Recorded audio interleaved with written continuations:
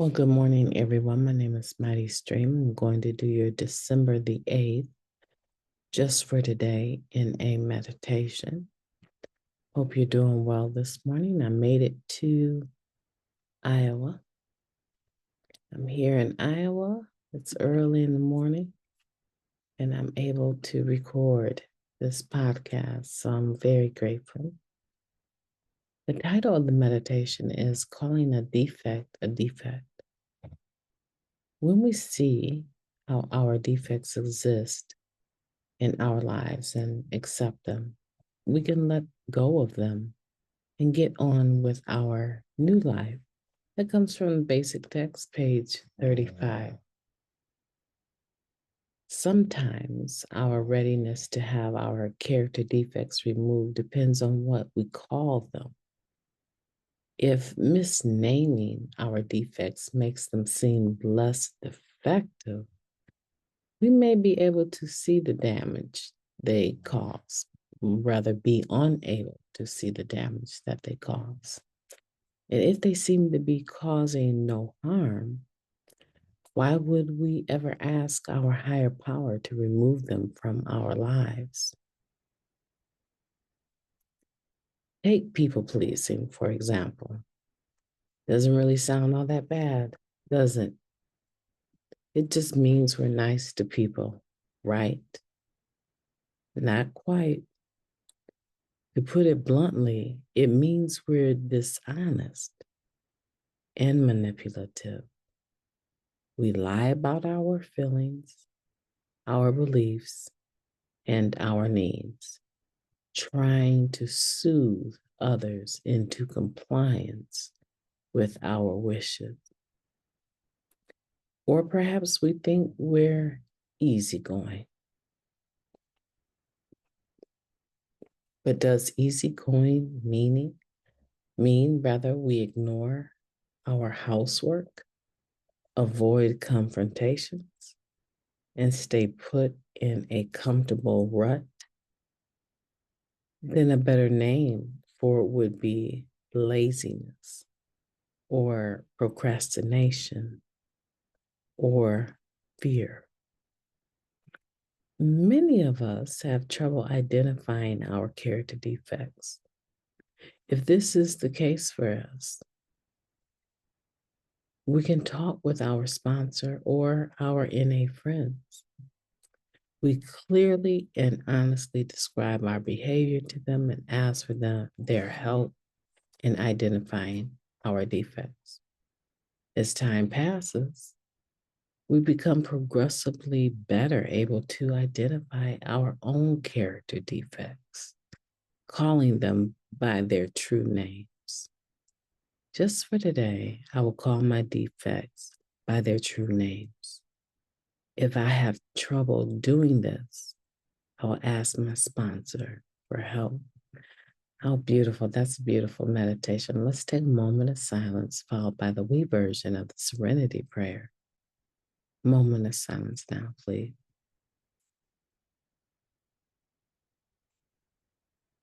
Thank you, God. Grant us the serenity to accept the things that we cannot change, the courage to change the things that we can, and the wisdom to know the difference just for today. Please and thank you. Wow, what a beautiful meditation, calling a defect a defect. I like the point that it makes, that when I see how defects exist in my life and accept them, we can let go of them and get on with our new life. I like that.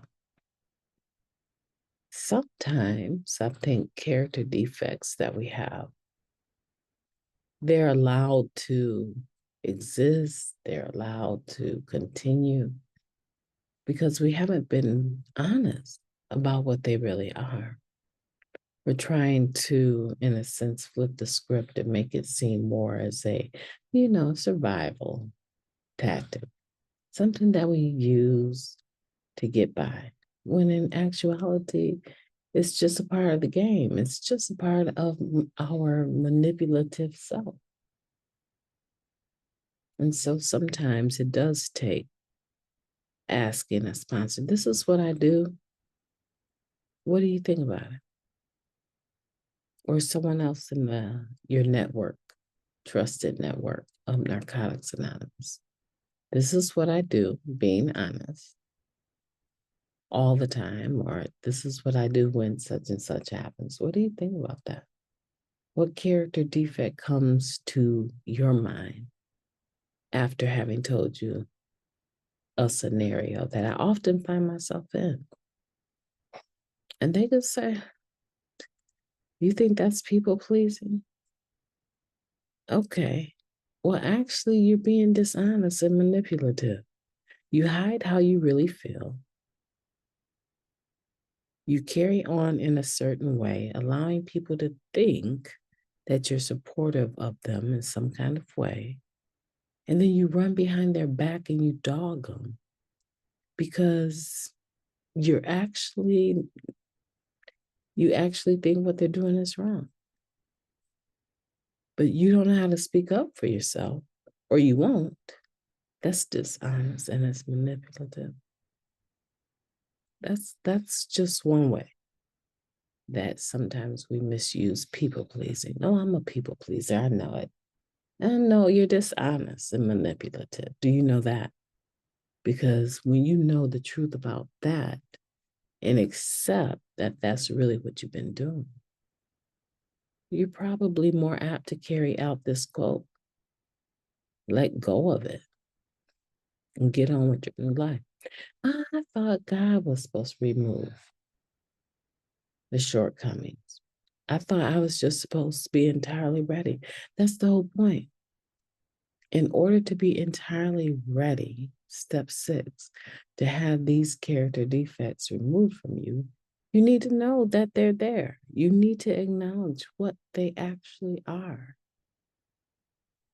and not sugarcoat it. Stop sugarcoating what it really is. Because the longer you make it seem syrupy sweet, right? Syrupy sweet, the longer you do that, the less likely you'll feel the urgency to be entirely ready to get rid of it. What's wrong with pleasing people? It's okay to think about other people. I mean, that's what I would tell myself. People pleasing, what's wrong with that? That's okay to want to make other people comfortable. Until a situation goes down and they find out that you don't, one, maybe even like them. Two, don't support them. You think what they're doing is actually a problem or that they're hurting you in some kind of way and you won't speak up. It's hard to be in a relationship with a people pleaser because you never know when their truth is going to stand up and make itself known. And then you are the one that took advantage of them, right? So that's just one example. How about this word, easygoing? I'm just so easygoing. I'm laid back. What does that mean, even? You're easygoing. You don't clean your house. You avoid confrontation because it's just too much for you. What does that mean? It could mean that you actually have a character defect called fear that won't allow you to have a conversation. It's the same thing, right?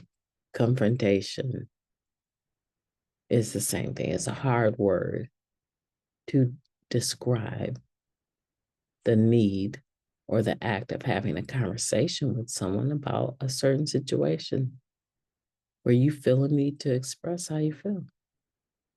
It's just a conversation. It's not death. It's not the wall and you're standing there in front of a firing squad. You're not the firing squad. Then you're not the blinded prisoner.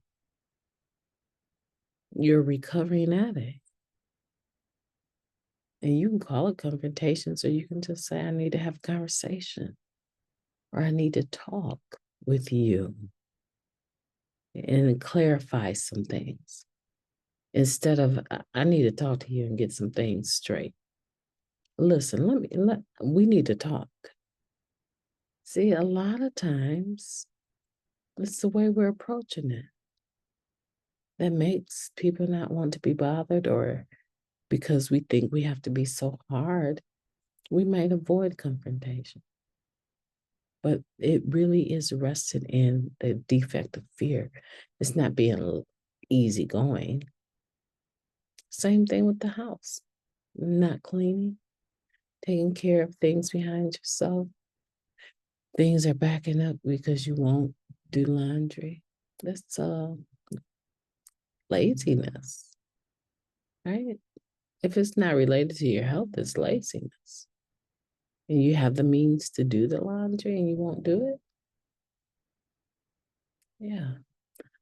So again, the way we're looking at words and the way that we phrase them can help us determine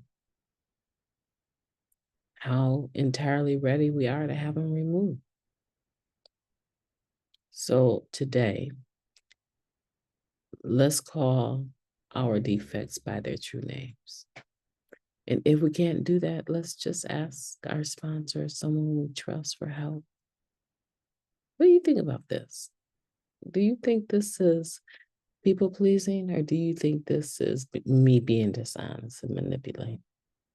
Just ask the question. It's not the end of the world if they do think you're dishonest and manipulating. It's not the end of the world.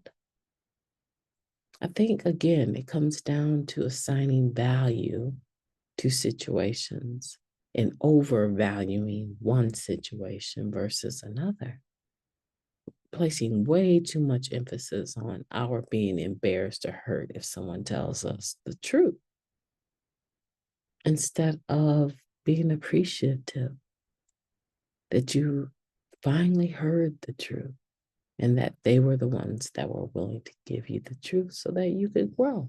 You see? Again, just how we phrase things and what value we assign. My name is Mighty Stream. I've enjoyed talking to you. I hope you assign a lot of value to your day to day. It means everything to me to spend time with you guys, to do the podcast. It means everything to me. And everything in the sense that it's just highly important to me. So I make sure I do it. I assign a lot of value to doing the meditation with you. And it makes my day greater. It makes it better. Today, I want you to assign a lot of value to having a beautiful day on purpose, no matter what. No matter what. Confrontations, conversations, uncomfortability, enjoyment, whatever it is. Make it up in your mind to assign the proper value to it. And you will. You will have a beautiful day, and it will be intentional. So that means that it is on purpose. And you can't miss. You're worth it. You're worth it, so work it. Talk to you soon.